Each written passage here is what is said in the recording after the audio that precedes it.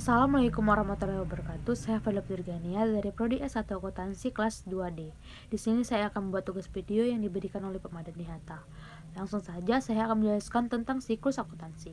Siklus akuntansi adalah setiap proses akuntansi dalam perusahaan yang harus diidentifikasi, dianalisis, serta dicatat menggunakan proses yang berulang-ulang dalam satu tahun kalender. Siklus akuntansi bisa dibagi menjadi dua jenis, yaitu siklus akuntansi perusahaan jasa. Pada perusahaan jasa, produk yang dimiliki tidak berwujud dan abstrak karena berupa jasa, bukan produk. Contoh perusahaan jasa yaitu jasa perjalanan wisata, bimbingan belajar, serta transportasi. Yang kedua, siklus akuntansi perusahaan dagang. Produk yang ditawarkan oleh perusahaan dagang berwujud dan bisa dimiliki oleh konsumen sehingga akan ada komponen akun penjualan, biaya persediaan, hingga harga pokok penjualan dalam siklus akuntansi perdagangannya. Ada 7 tahapan siklus akuntansi berdasarkan sumber, yaitu 1. Identifikasi. Transaksi pertama-tama, kamu harus menganalisis dan mencatat transaksi yang diklasifikasikan berdasarkan kategorinya. Kategorinya meliputi penjualan, biaya pembelian, beban, dan lain-lain.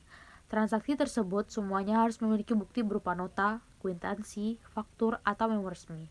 Yang kedua, membuat jurnal. Kamu harus membuat jurnal. Ada jurnal umum dan jurnal khusus. Dalam jurnal umum, nilai debit dan kredit harus seimbang. Sementara itu, jurnal khusus merupakan jurnal yang dikelompokkan sesuai dengan jenis transaksi yang terjadi dalam setiap bulannya dan berulang-ulang. 3. Pemindahan buku besar. Data-data transaksi kemudian diberikan kode-kode yang akan menunjukkan jenis akun, seperti akun kas, akun aset, serta akun hutang. Buku besar ini akan menjadi acuan seorang akuntan dalam membuat laporan neraca maupun laba rugi. 4. Menyusun neraca saldo selanjutnya. Kamu harus menyusun neraca saldo yang merupakan daftar dari saldo perkiraan yang memiliki saldo debit, kredit, atau nol.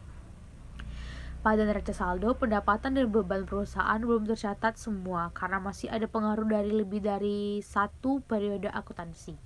Itulah alasannya kenapa harus ada jurnal penyesuaian. 5. Penyesuaian pada jurnal. Penyesuaian ini transaksi yang belum dicatat atau yang perlu pembenaran akan dilakukan penyesuaian secara akrual basis. 6. Pembuatan laporan keuangan. Selanjutnya, ada pembuatan laporan keuangannya terdiri dari 4 laporan, yaitu laporan arus kas, laporan neraca neraca, 3 laporan laba rugi, 4 laporan perubahan modal. 7. Pembuatan jurnal. Penutup terakhir, kita harus melakukan jurnal penutup dengan menyusun nominal pada semua akun yang tersedia menjadi 0. Saldo yang ada pada jurnal penutup ini nantinya akan digunakan sebagai saldo awal periode akuntansi berikutnya. Setelah dilakukan jurnal penyesuaian ini, pencatatan dilakukan kembali ke buku besar. Saya kira itulah yang dapat saya sampaikan. Terima kasih. Wassalamualaikum warahmatullahi wabarakatuh.